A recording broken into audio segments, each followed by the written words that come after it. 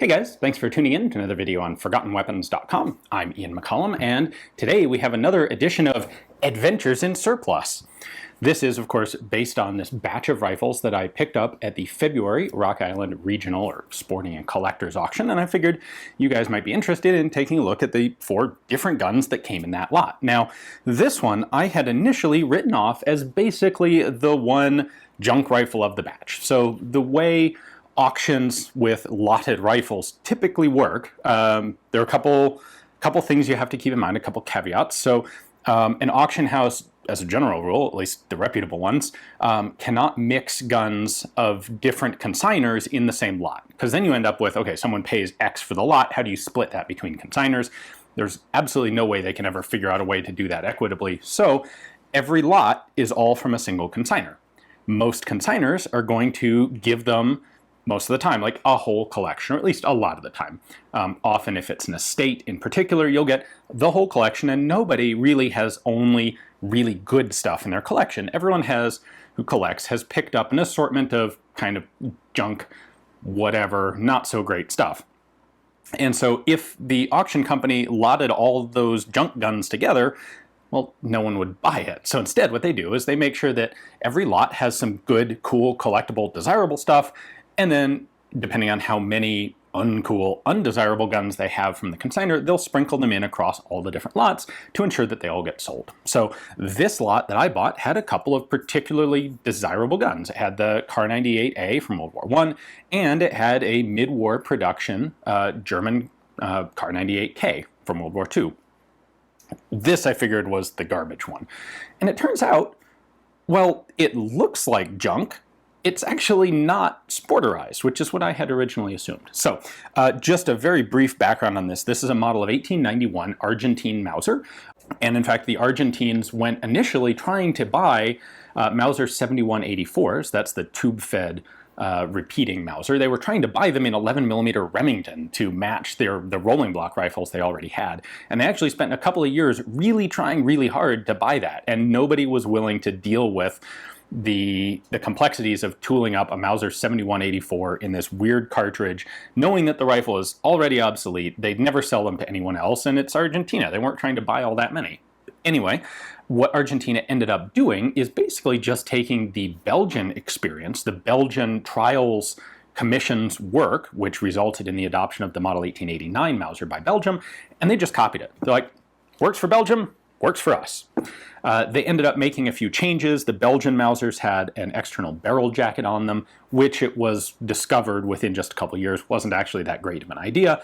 So they got rid of that, and they made a few other little changes to the gun. But basically what we have here is an 1889 Belgian Mauser without the barrel jacket. So let's take a closer look at it. There are a couple things we can tell from the various features on the rifle, and then we can get into why these things are all chromed and why this gun looks so ugly.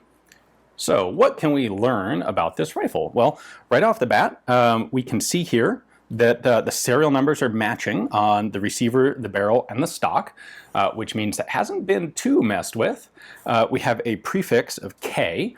When these guns were made by, actually in this case, they were made by Ludwig Löwe of Germany.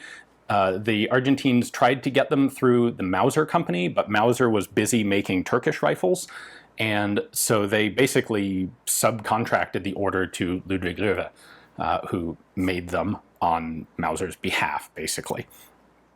The rifles were made in groups of 10,000 with a single letter prefix. So they started at A, got to 999, or A, 9999, and then went to B.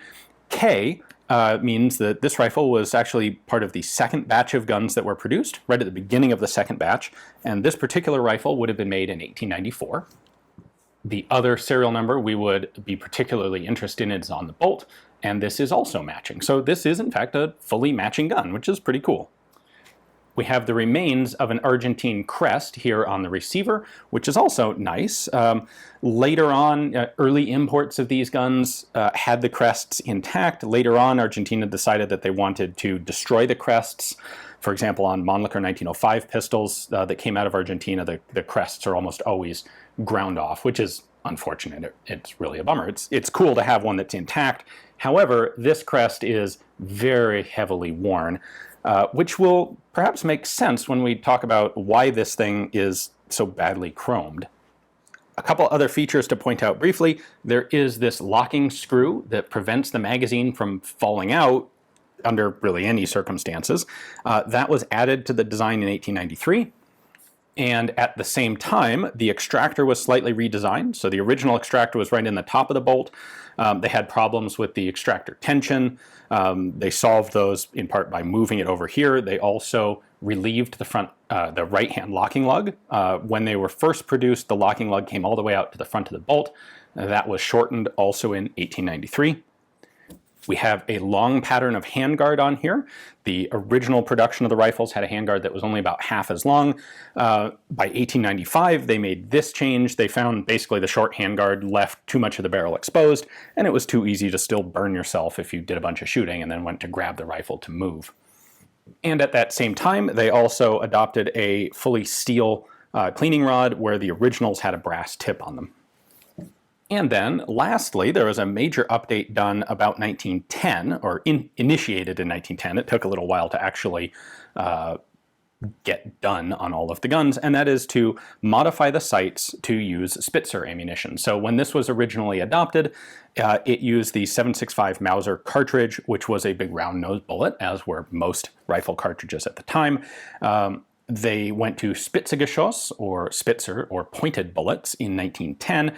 That reduced the bullet weight to 182 grains, and it bumped the velocity up to just under 2,600, which was very nice, but required a significantly different calibration of the rear sight. So they recalibrated the rear sights. They also improved the slider. There are two little spring-loaded catches here, which make the slider more likely to actually stay in position, although this one doesn't because it's very heavily worn.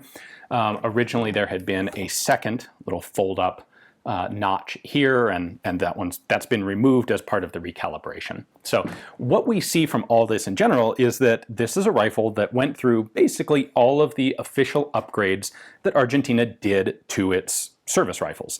In general, a rifle is going to be particularly collectible if it's in, say, a rare early configuration. If you found one of these that didn't have, for example, the upgraded locking lug and extractor, that still had the short handguard, that kind of gun would typically command a premium because it's harder to find because most of them were updated. This rifle has all the updates. We have an import mark here up in the barrel, and that will tell us a few things. This is the original, for a long time, this is how import marks were done. It's very unfortunate that they now have to be done on the receiver itself instead of a place that's a little more subtle, like this. But what we do have here is 7.65 caliber, which is the 7.65 Mauser, which is correct. We then have CAISTALB-VT, and that's Century International Arms, St. Albans, Vermont. That's the importer. They have marked it Germany, which I suppose is actually correct. These were manufactured in Germany. This is, legally speaking, an antique because it was made before 1899. And that's all we get on there. Typically, you would also have a model designation as part of the import mark. However, they were able to leave that out of the import mark because it is written right here, Modelo Argentino 1891. However, while this says Berlin, it does not say the country of origin, Germany, which is why they had to add that.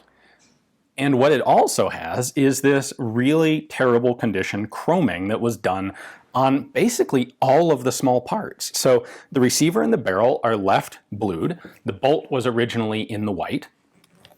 But then the magazine, the trigger guard, the screws, the rear sling swivel, the front sling swivel, and even the barrel band spring, and the nose cap and bayonet lug, all of those parts were chromed but have substantially worn away. You can see it right there, for example.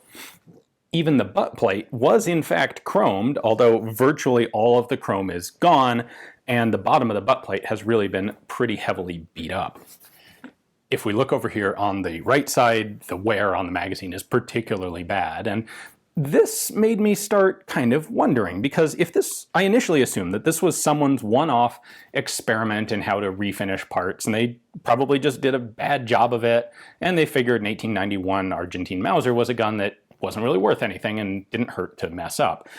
However, this wasn't done recently, and that gave me a little bit of pause. But when I started looking around online, I found reports from a bunch of other people who had the exact same style of gun, where the receiver and the barrel were still blued, but someone had chrome-plated all the small parts, and there was a lot of wear to them. Like these were not recently done, and they were not well kept. And what I've found is that there's no real good documentation of who exactly did this. However, enough of them came out looking basically of the same configuration that they were definitely done in Argentina. And the suspicion that I see people coming up with, and there's no hard evidence to support it that I know of as of yet, is that these were done as either parade and drill rifles or training rifles used by the Argentine Navy. And that kind of makes sense. Parade rifles are generally gussied up. It would be a little more common to chrome plate the whole gun instead of just the small parts, but that, this makes sense. This fits with the idea of a parade or drill rifle. The fact that the butt plate is so badly beaten up would also be indicative of parade use, having the butt of the gun slammed on the ground as part of a drill routine. The fact that the crest is so badly worn here on top, well, that's not necessarily, that's going to be a high wear place on the gun if you're doing a lot of parade drill with it. So that provenance does not make this any prettier of a gun. I still think it looks, frankly, kind of grotesque, but it's really interesting to find that it appears, I think there's certainly very reasonable grounds to believe that this is an official Argentine government-done modification to these rifles with the chroming. The 1891, of course, has been obsolete for a very, very long time. That's not uncommon for guns that are used in parade and drill. They keep the oldest stuff. Often, modern rifles are generally not as well suited to the sort of old school drill routines as early traditional style bolt action rifles. They keep them around. Like, you don't have to worry about what happens to them. They're never going to be called upon to actually fire. They're just for performance and art, basically. And so it makes sense that these would be some of the last guns to be surplused, and they'd hang around for a long time and only come into the US relatively recently.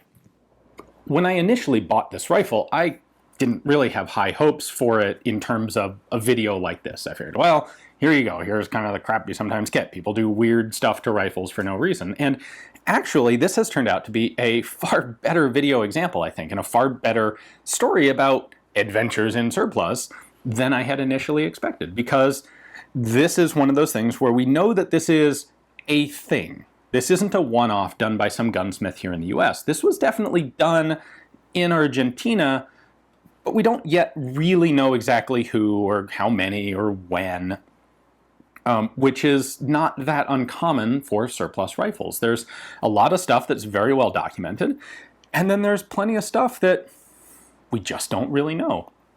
And that's a big area where the collecting community and fraternity comes into play, where you get people who have extensive experience, both in the United States as well as in the country of origin of various other, various interesting surplus rifles. So if you can put together the information from a bunch of people who know small parts of the story, that's often how the whole pattern of understanding emerges. So if you're interested in Argentine Mausers, the book I would recommend is Argentine Mauser Rifles, 1871 to 1959 by Colin Webster. This is a Schiffer book, and it's actually a relatively old one. This has been out for a long time. Now, this book does not mention anything about these chrome-plated rifles, but has a fantastic history of the development of the 1891 Mauser for Argentina, as well as the 1909 Mausers for Argentina, and all the variations in history and ammunition and all that sort of stuff.